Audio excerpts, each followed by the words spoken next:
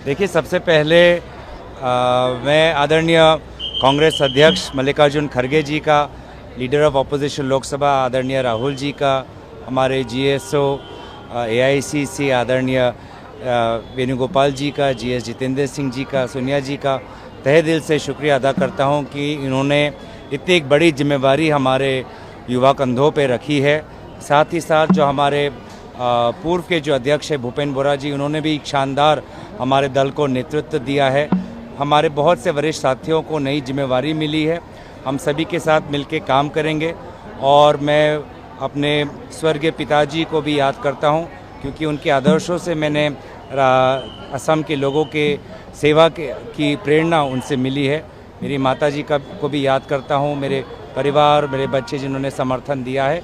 और आने वाले समय में असम के लोगों की आशीर्वाद की हम अपेक्षा करते हैं और साथ मिलके